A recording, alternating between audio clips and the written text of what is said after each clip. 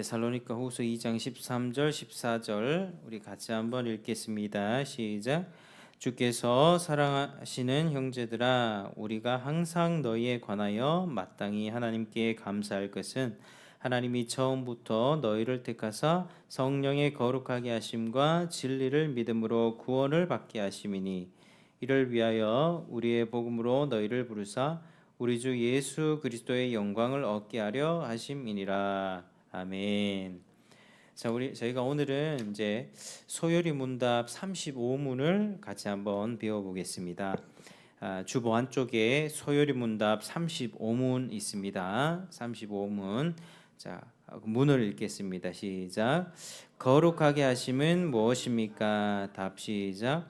거룩하게 하심은 하나님께서 값없이 주시는 은혜의 행위이고, 이로써 우리가 하나님의 형상을 좇아 온전히 새 사람이 되고 점점점 대하여 죽고 의에 대하여 살게 됩니다. 아멘. 자, 오늘 35문을 이제 공부하는데 거룩하게 하심에 관한 내용을 살펴보겠습니다. 자, 거룩하게 하심은 하나님의 은혜의 행위입니다. 자, 우리가 믿기 전에는 어땠습니까? 죄스러운 사람이었고 또 죄를 짓는 사람이었지만 이제는 하나님께서 거룩하게 하여 주시는 사람입니다.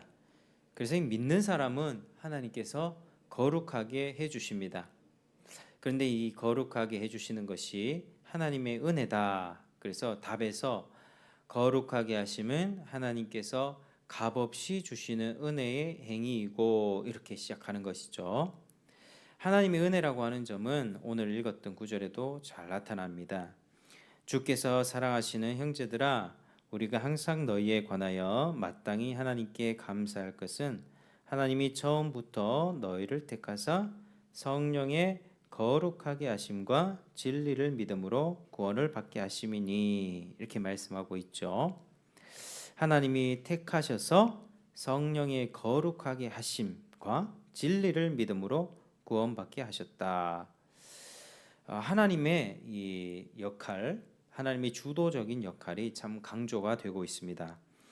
처음부터 택하신 것, 이제 예정을 이야기하는 것이고요. 성령의 거룩하게 하심도 성령께서 그렇게 하셨다는 점을 말씀합니다. 그러니까 이제 복음을 들었을 때에 믿는 사람은 하나님께서 성령을 그의 영혼에 주십니다. 그래서 성령을 내주하게 하심으로써 구원을 얻도록 하십니다. 믿는 사람과 믿지 않는 사람의 차이는 바로 성령의 내주하심입니다. 성령은 믿는 사람에게 내주하시고, 그럼으로써 그 사람을 거룩하게 하셨고, 또 거하시는 가운데 계속적으로 거룩하게 하시는 것입니다. 성령의 거룩하게 하심이란 이제 우리가 두 가지로 구분해서 생각할 수 있는데, 자, 첫 번째는 한번 따라하겠습니다. 거룩한 신분을 주십니다. 시작. 거룩한 신분을 주십니다. 성령이 믿는 자들 가운데 내주하시면 우리를 하나님의 백성으로 성령으로 인쳐 주시는 것이죠. 이 거룩한 신분입니다. 하나님의 백성이 아닌 사람은 성령이 없고, 하나님의 백성은 성령이 그 안에 거하셔서 구별됩니다. 세상 가운데 여전히 똑같이 밥 먹고 옷 입고 직장 생활하면서 불신자와 겉으로 봤을 때는 다를 바 없는 삶을 살고 있는 것 같지만, 성령이 오셔서 거룩하게 하시고 너는 하나님의 자녀다, 너는 하나님의 백성이다, 거룩하게 인쳐주시는 것입니다. 그럼 구별되는 것이죠. 성령이 거룩하게 하신다. 하나님께 구별된다는 뜻이 가장 중요한 의미입니다. 하나님과 관계를 맺는다는 것이고요. 하나님의 소유가 되고 하나님의 백성이 되는 것입니다. 그 하나님의 백성이라는 신분을 주시면 뒤에는 하나님의 백성답게 더 거룩하게 죄의 더러움을 계속해서 씻어주시고 하나님의 형상으로 변화시켜 주시고 선행을 할 수 있도록 힘과 지혜를 주십니다. 따라서 성령이 오셔서 그 사람을 하나님의 백성으로 구별해 놓으시면 하나님께서는 반드시 이 죄의 더러움을 씻어주시고 하나님의 형상을 닮게 하시고 예수님을 닮아가게 하시고 그렇게 능력을 주시는 것입니다. 자, 그러면 이제 거룩하게 하심의 두 번째 의미는요. 자, 따라하겠습니다. 하나님의 명령입니다. 시작. 하나님의 명령입니다. 거룩한 신분을 받았죠. 한편으로는 거룩한 신분을 받는 것은 전적으로 하나님이 하시는 것입니다.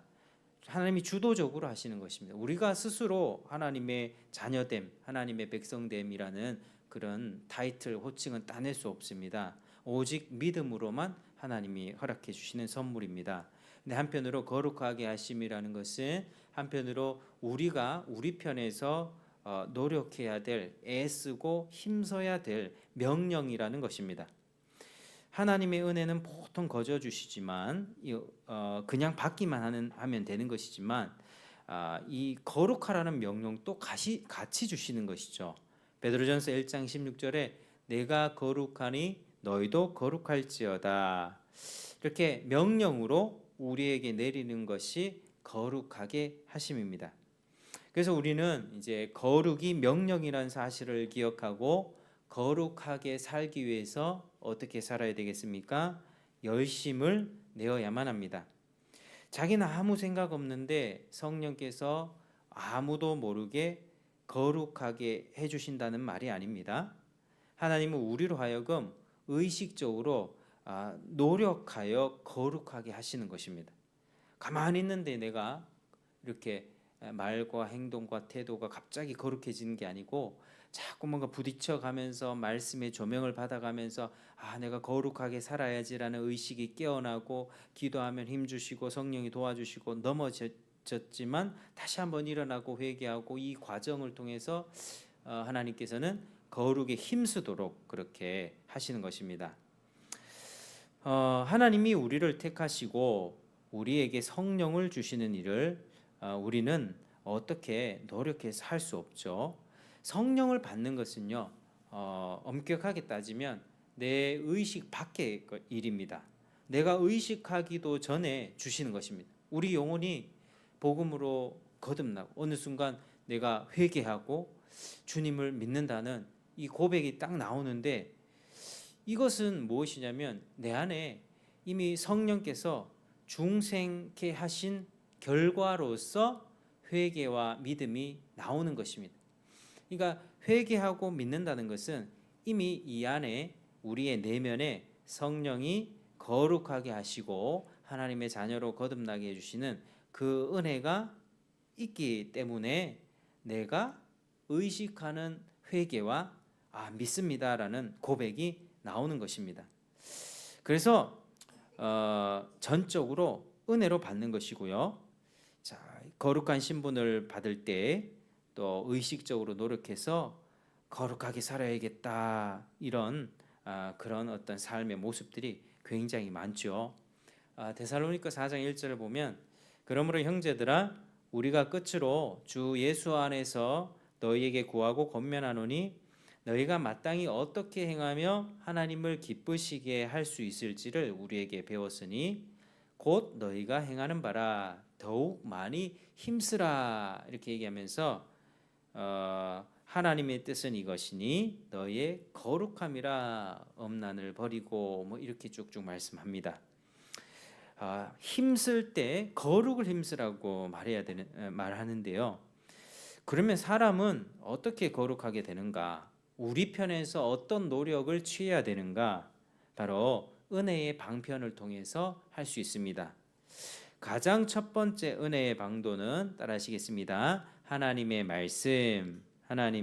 말씀. 자, 말씀을 통해서 하나님의 뜻을 배우는 것입니다.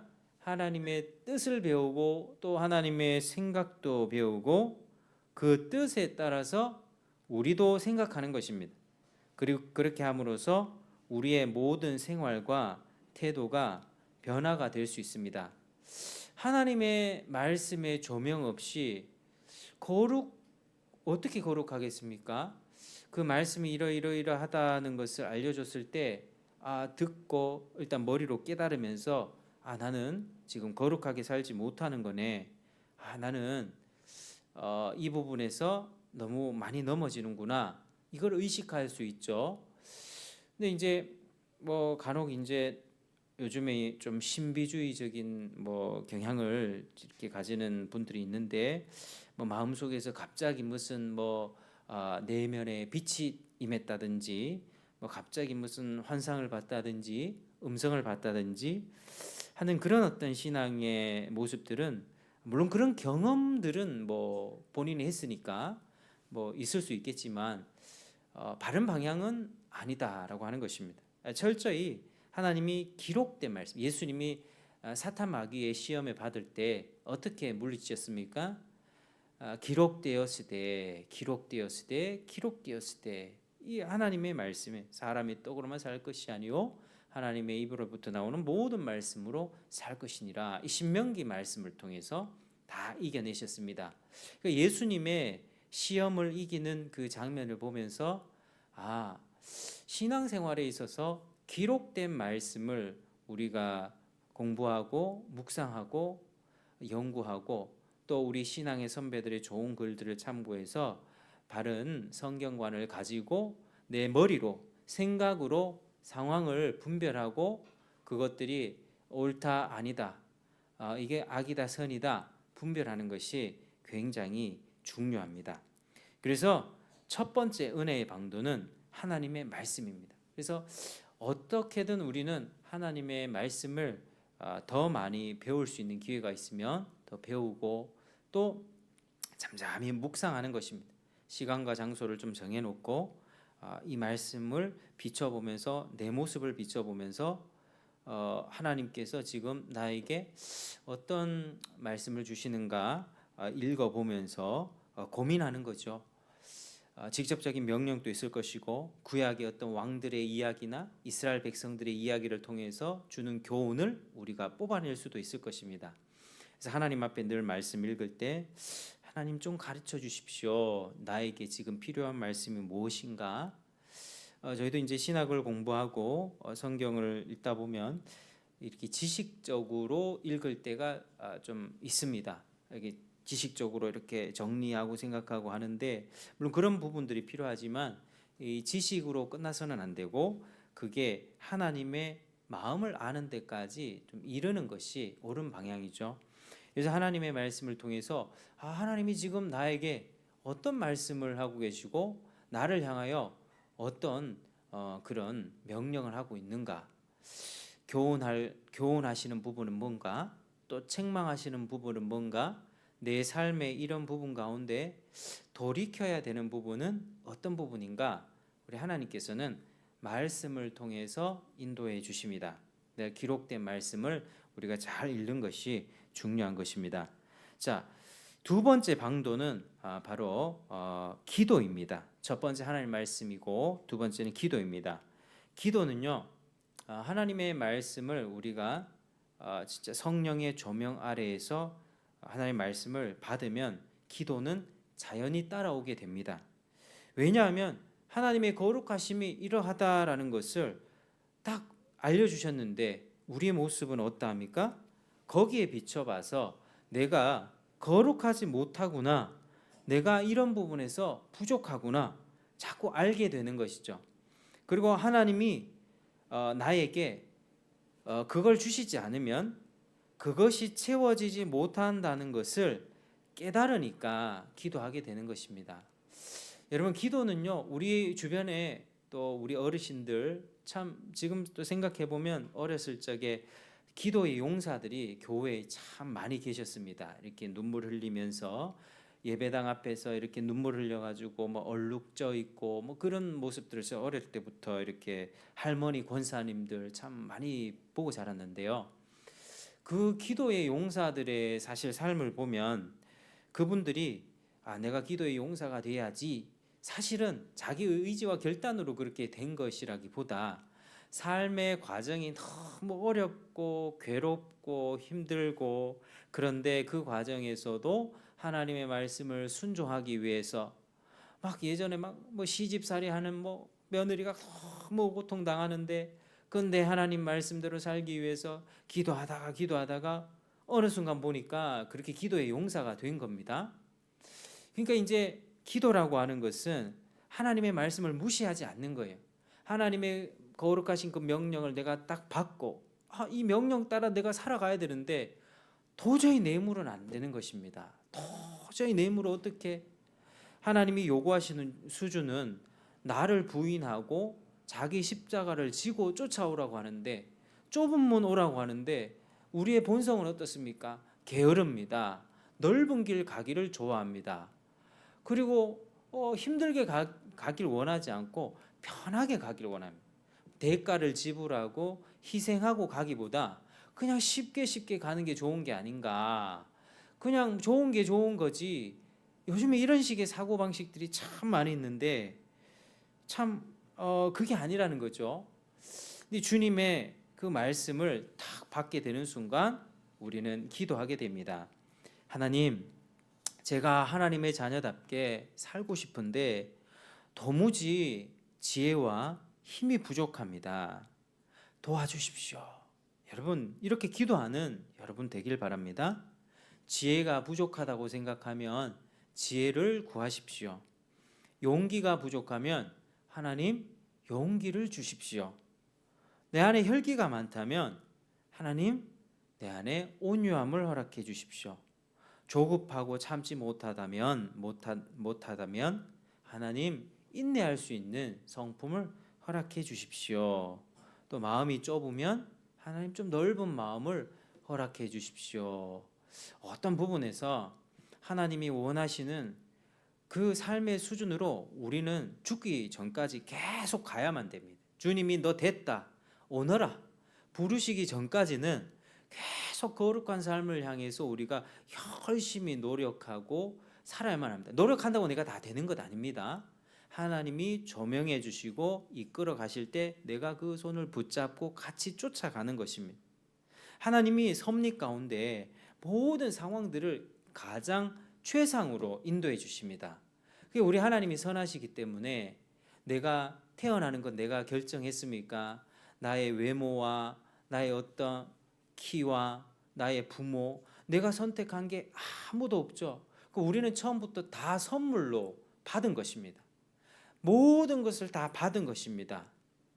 모든 것을 다 받고 하나님의 그 상황에서 예수를 알도록 인도해 주시고 또 하나님을 쫓아갈 수 있는 삶의 환경들을 요렇게 하나님은 이미 창세전부터 다 예정하고 지금 그 영혼을 다 거룩의 길로 이끌어가고 계시는 것이죠.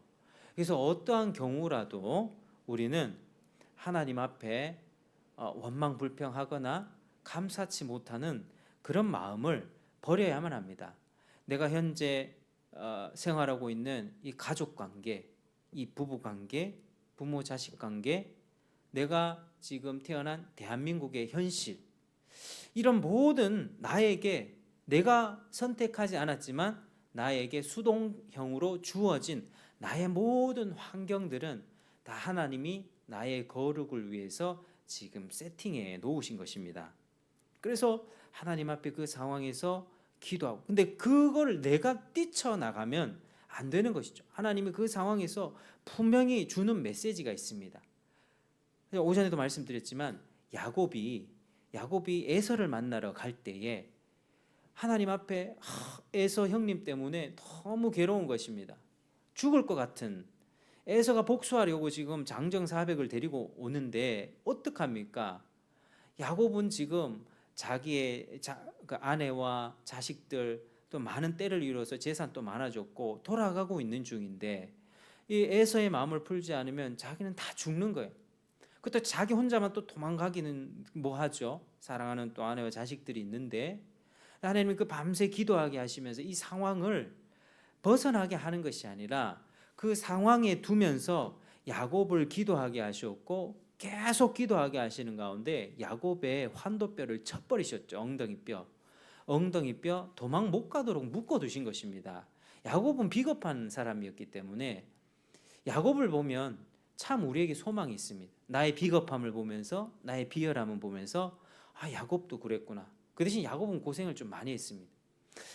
이 야곱의 그 비열함을 보면 나중에는 이게 이렇게 기도하다가도 자기 마음과 혈기대로 혼자서 혹은 라헬, 요셉 정도만 데리고 도망가 버릴 수도 있는 가능성이 있는 사람이 야곱이었습니다.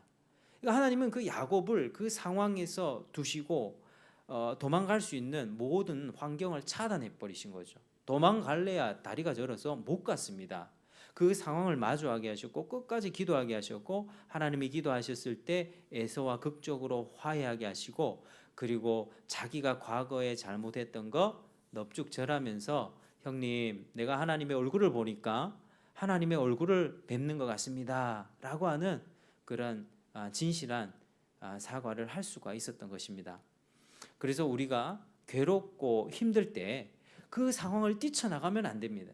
그 관계를 단절하거나 끊어버리거나 도망가면 안 되고, 하나님이 주신 그 삶의 터전 안에서 기도의 자리로 나와야 됩니다. 잠시 그 상황을 피해서 하나님 앞에 머무는 것이죠.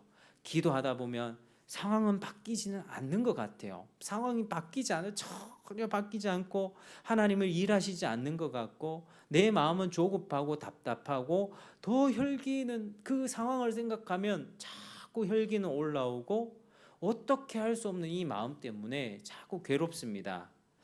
그럴 때 하나님은 계속해서 기도하라.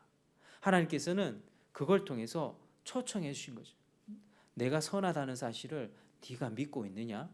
내가 너의 인생을 계획하고 너에게 허락한 모든 축복뿐만 아니라 네가 지금 당하고 있는 모든 위기의 상황도, 어려움과 연단의 상황도 내가 허락한 것임을 너는 알고 나를 인정하느냐? 여러분, 그 상황을 모면하기 위해서 피하는 것은요, 하나님의 주도권을 무시하는 것입니다. 내가 내 삶의 주도권을 가지고 내가 결정하는 것입니다. 모든 것이 우리의 죄악의 근본 마음을 보면요, 우리가 짜증을 내거나 원망하거나 혈기를 내거나 하는 그 마음의 이면에 보면, 우리의 범죄, 우리가 무슨 죄를 지으면 하나님, 오늘 또 내가 자식들한테 화를 냈군요. 또 아내에게 하나님, 내가 성질을 냈군요. 하나님, 내가 이 입술에 험담을 했군요. 어떤 행위의 목록들을 얘기하죠. 하나님, 이거 잘못했습니다. 물론 구체적으로 그렇게 회개를 하는데, 그 모든 죄의 이면에는 뭐가 있냐면 바로 내 자신의 주인됨이 있습니다. 우리는 하나님 앞에 모든 소유권을 다 드려야만 합니다. 하나님이 나에게 지금 모든 것을 다 완전하게 해결해 줄 의무는 없습니다. 사실은 하나님께서 제가 어떤 목사님의 이 세미나를 통해서 이 소유권에 관해서 이제 설교를 하시면서 감사를 이야기하는데요. 최악의 상황에서도 감사할 수 있는가? 그런 어떤 내용이었습니다. 그러니까 최악의 상황이 어떤 상황일 수 있겠습니까? 내 사랑하는 3살짜리, 4살짜리 아이가 갑자기 목숨을 잃고 죽는 겁니다. 이런 상황이 닥쳤다고 우리가 생각해 보면 많은 사람이 처음으로 나오는 반응이 뭘까요? 믿는 신자라면 하나님 아버지란 말이 잘 나올까요? 하나님, 왜 나에게 이런 고통을 주십니까? 하나님, 왜 이렇게 사랑하고 예쁜 자식을 먼저 데려가십니까? 라고 하는 그런 고백, 어떤 탄식과 어떻게 보면 하나님 앞에 원망 불평이 나올 수 있겠죠. 그런데 그 목사님이 이제 감사를 가르치면서 가진 것, 내가 지금 현재 잃어버린 것이 아니라 현재 가진, 하나님이 이 자녀를 왜 데려가셨습니까? 라고 기도할 것이 아니라 반대로 기도할 수 있겠느냐? 하나님, 이렇게 귀한 자식을 주셔서 3년 4년 동안 아주 예쁜 천사와 같은 이 자녀 주시고, 내가 이 자녀를 키우면서 부모로 살아갈 수 있게 하신 이 은혜에 감사할 수 있겠습니까? 이렇게 묻더라고요. 그러니까 생각이 완전히 바뀌는 거죠. 우리는 뭔가 딱 잃어버리면 화가 납니다. 내 가진 소중한 거 뺏기면 직장이 망하거나 결혼에 실패하거나 뭐가 내 집안에 풍비박산 나거나 하면 하나님께 원망합니다. 그런데 그게 원망이 합당치 않은 게 다 하나님의 선물이었다는 거죠. 그 당연한 게 아니었다는 겁니다. 하나님은 모든 인생을 80세, 90세까지 장수하고 잘 먹고 잘 살게 하다가 편안하게 천국 데려가게 하실 의무가 하나님은 없습니다. 하나님이 우리에게 주신 모든 것은 다 은혜입니다. 다 은혜입니다. 내가 지금 아주 내가 귀하게 여기는 것 하나님이 뺏어 가신다고 해도 하나님 앞에 하나님 그동안 하나님이 주셨던 것 내가 감사하지 못했네요. 하나님 감사합니다. 이렇게 고백할 수 있는 사람이 진짜 거룩을 조금 배운 사람입니다. 저도 이제 이런 부분에 묵상하면서 제가 참 왜 이렇게 감사하지 못했을까? 제가 요즘에 묵상하고 있는 부분이 감사하지 못하는 부분, 원망과 불평 이런 부분들, 참 내 안에 그런 부분들이 많이 발견되거든요. 왜 이렇게 감사가 없을까? 하나님은 당연히 나에게 그렇게 해줄 의무가 없으신데 내가 이 세상에 태어난 것도 어떨 때는 그렇게 하나님 앞에 따지거든요. 하나님 내 태어나게 해주지 마시죠. 왜 태어나게 해주셔가지고 그 하나님한테 굉장히 반역이거든요. 그런 반역 하나님께서는 정말 우리에게 태어나게 해주셔서 그 모든 복들을 허락하여 주시고 예수 믿게 하여 주셔서 거룩하게 하시고 천국 가게 진짜 이런 길을 주님께서 인도해 주시는데 그걸 모르고 하나님 마음은 모르고 그냥 내가 당하는 불평에만 이렇게 따지고 있는 겁니다. 하나님 앞에 계속 따지는 거야. 하나님 원망 불평하고 감사하지 않고. 그런데 우리가 그 하나님의 마음을 조금 더 알고 이 성경의 역사를 쭉 보면서 하나님은 정말 그 가장 소중히 여기는 것까지 빼앗아 갈 때가 있고 그걸 치실 때가 있거든요. 감사치 않고 자기를 숭배할 때. 이스라엘 백성들이 하나님 숭배하지 않고 감사하지 않고 자기 자신에 깊이 빠져서 그 에스겔서 보면은 이제 정말 버려진 아이 아니었습니까? 버려진 핏덩이 같은 아이를 데려다가 키워가지고 옷 입혀주고 물돼지 가죽 신발 신겨줘가지고 다 이렇게 피 닦여주고 다 장성하게 예쁘게 키워놓더니 야가 지금 무슨 짓 하는 겁니까? 음란한 짓 하는 거죠. 아수르 바벨론 숭배하고 그들의 우상을 숭배하는 모습을 보면서 하나님이 이스라엘 백성들을 봤을 때 뭐 어땠겠습니까? 내가 구원해 주지 않으면 넌 이미 죽은 목숨이야. 내가 구원해 주지 않고 너를 지금까지 인도해 주지 않으면 너는 이미 끝날 목숨이고 지금껏 아름답게 이렇게 크게 내가 너를 보호하고 입혔는데 너 지금 나에게서 돌아서고 우상을 숭배하니 하나님 그 빼앗으시는 거죠. 그 줬던 축복들을. 우리 마음이 그렇다는 것입니다. 오늘날 저와 우리 모든 많은 세대들 가운데 하나님 앞에 감사를 잊어버리고 있어요. 너무나도 당연하게 생각하고 있고 내 옆에 있는 아내와 또 자녀들, 남편들, 사랑하는 가족 관계도 당연하게 생각하고 있습니다. 옛날을 생각해 봅니다. 내가 참 가난하고 어렵게 살았을 적에 지금 생각해 보면 정말 하나님 많은 거 주셨거든요. 집도 주시고 뭐 아이들도 주시고 먹을 거 부족함이 없죠. 냉장고는 가득 차 있습니다. 항상 가득 차 있습니다. 냉장고에 뭐 먹을 것이 없을 때가 없었고 불편함이 없이 하나님이 채워주시는데 날마다 나의 욕구는 강해지죠. 하나님 이만큼 해주셔야 됩니다. 이만큼 해주셨는데 또 집도 이만큼 해주셨는데 더 좋은 집을 주셔야 됩니다. 이런 세속적인 탐욕이 스물스물 끼어 있는 것입니다. 그러니까 세상 가운데 그런 분위기들, 세상의 정욕과 안목의 정욕, 이생의 자랑들이 나도 모르게 내 마음을 차지하고 있고 그것이 나의 삶에 하나님 앞에 바른 신앙 고백과 예배가 아니라 원망, 불평, 감사치 못함. 하나님이 그래서 경고를 딱 주시면 하나님 왜 이러세요? 하나님께 따지는 게 우리의 신앙생활입니다. 하나님께서는 그렇게 하지 말라고 하시죠. 내가 너에게 준 거, 또 내가 너에게 베푼 은혜를 생각하고 감사하라. 그렇게 말씀하시고 하는 것입니다.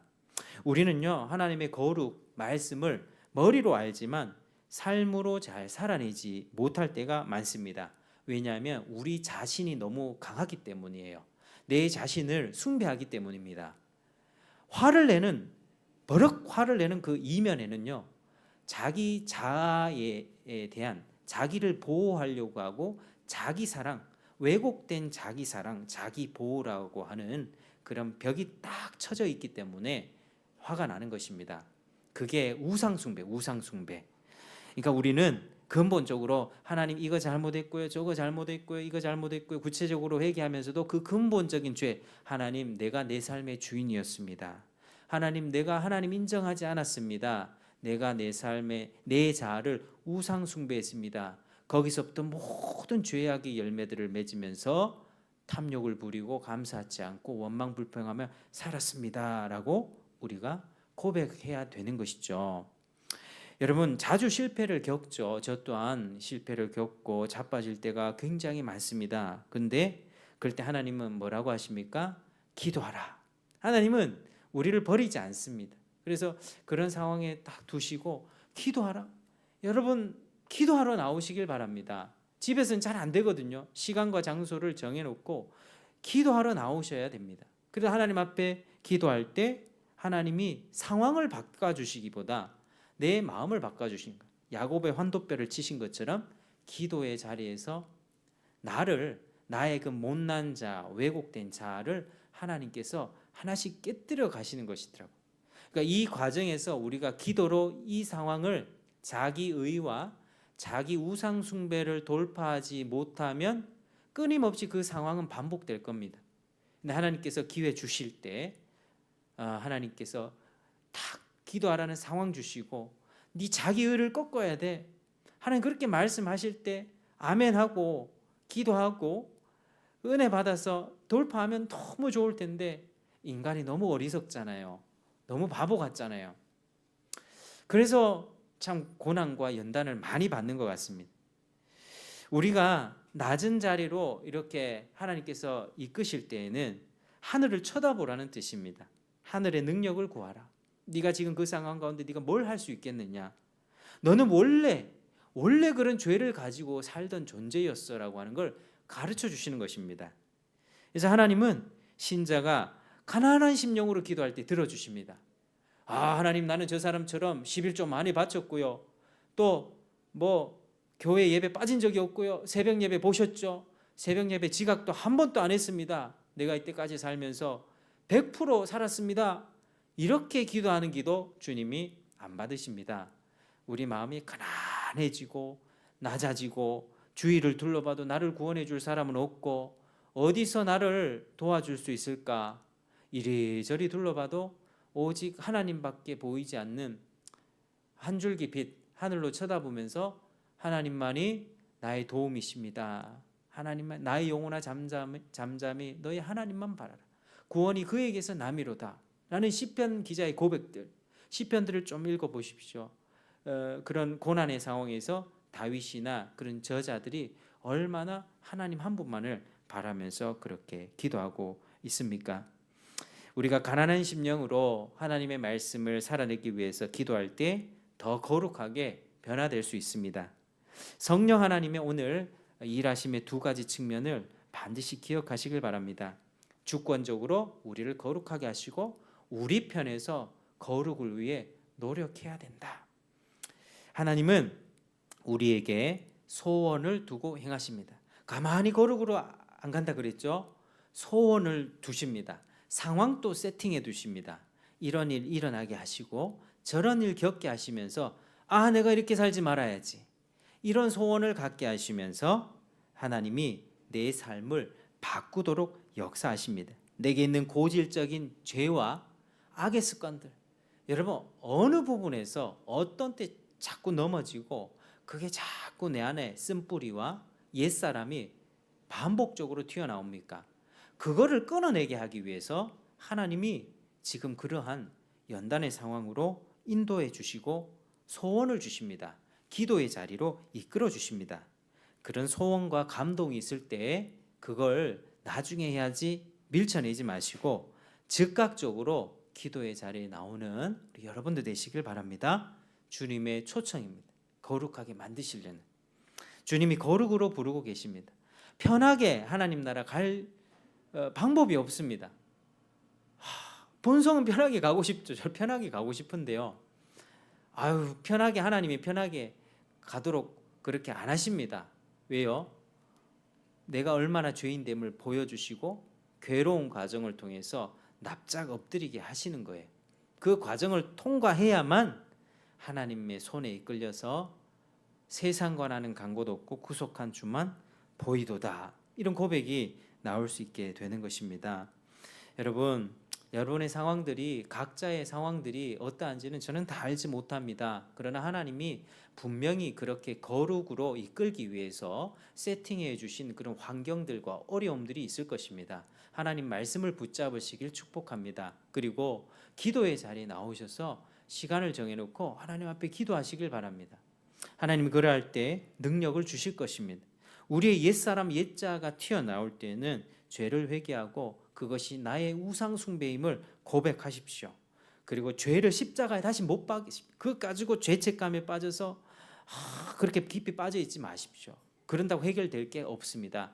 다시 십자가에, 자격이 없지만 십자가에 주님 앞에 다 내려놓고 2000년 전에 내 죄는, 나의 이 모든 죄는 주님이 해결하셨다 선포하시고 주님의 평강과 사랑과 온유와 능력을 구하십시오. 주님의 은혜를 기억하면서 거룩을 위해 기도하십시오.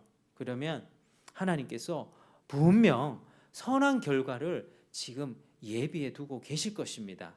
열매를 주님이 지금 준비해 주고 계십니다. 내가 거기에 반응할 때 그렇게 우리는 살아가는 것입니다. 여러분, 우리가 살아가는 삶은 별 것 없습니다. 가난하게 살거나 부자로 살거나 조금 세상에서 이름이 있게 살거나 무명으로 살거나 그거 중요하지 않습니다. 가장 중요한 것은 하나님 앞에 내가 어떤 인생이 되는가, 하나님이 나를 부르신 그 거룩하신 하나님 앞에 내가 거룩한 하나님의 자녀가 되었고 거룩을 위해서 힘쓰며 애쓰며 살아가고 있는가. 하나님은 우리의 명성 별로 관심이 없으세요.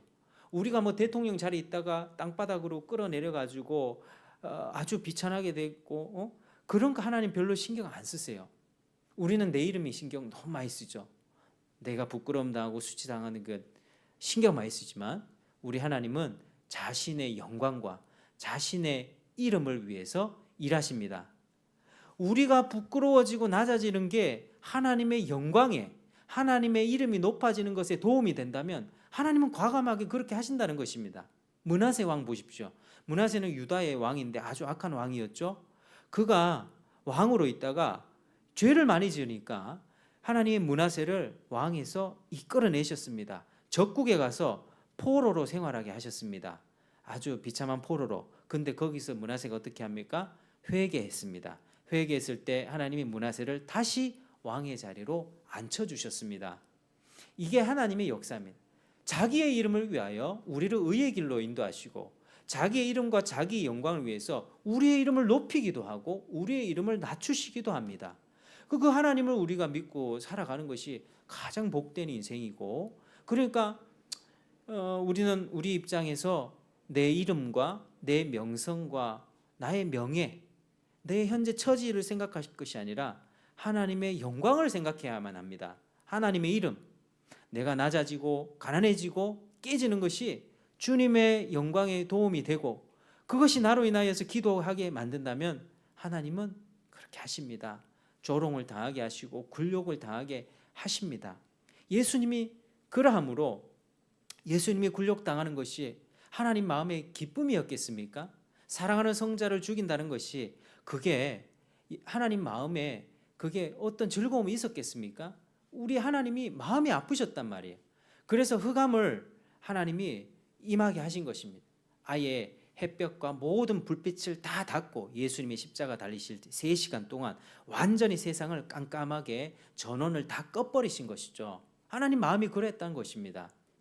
하나님 마음은 그러합니다. 그러나 그것이 아버지의 이름과 아버지의 영광을 위한 일이었기 때문에 많은 택한 백성들을 주께로 하나님께로 돌이키고 회복시키는 그 핵심적인 일이었기 때문에 예수님이 그렇게 바닥처럼 모욕과 수치와 굴욕을 당할 수밖에 없었다는 것이죠. 하나님은 하나님의 이름에 관심이 있습니다. 하나님의 영광에 하나님이 더욱 마음이 있습니다. 그 앞에 우리 자신을 주장하지 마시고 자기의 의와 자기의 권리와 하나님 마땅히 이렇게 해주셔야 합니다. 이런 고집 내세우지 마시고 하나님 앞에 철저하게 굴복하고 기도하면서 은혜를 풍성하게 받아서 열매 맺는 저와 여러분 되시기를 주의 이름으로 축복합니다. 기도하겠습니다. 하나님 감사합니다. 오늘 성령의 거룩하게 하시는 그런 사역에 관해서 살펴보았습니다. 우리를 이미 거룩하게 하셔서 하나님의 자녀의 신분증을 주셔서 감사드리며 또 우리를 거룩하게 이끌어 가시는 그분의 열심에 또 감사를 드립니다. 하나님 말씀을 통하여 날마다 기억하기 원합니다. 내가 얼마나 부족한가. 그리고 기도를 통하여 주님 앞에 매달리기를 원합니다. 내 힘과 혈기로 해결하려고 하는 것이 아니라 자기 의로서 거룩을 이루는 것이 아니라 기도함으로써 성령의 충만받아 주님을 더 잘 섬기고 거룩해질 수 있는 저희가 되도록 도와주시옵소서. 하나님의 이름과 하나님의 영광에만 관심을 가지고 살아갈 수 있도록 주님 도와주시옵소서. 내가 처한 상황에서 도망가지 않고 회피하지 않고 당당하게 주님 믿음으로 버텨나가기도 하시고 지혜를 주시고 용기를 주시고 담대함을 주시고 온유함을 주시고 오래 참음을 주시고 인내하는 성품 주시고 넓은 마음 주시고 주님의 은혜와 자비로운 성품을 우리에게 허락하여 주시옵소서. 감사하며 예수님 이름으로 기도드립니다.